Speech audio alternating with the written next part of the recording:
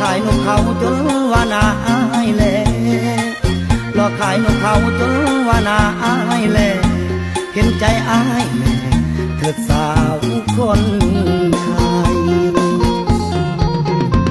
นกเขาของอายตัวผู้มันคันทุกครูยามเลี้ยโตแม่นกเขาพอลายคันเสียงดงแท้นกเขาพอลาย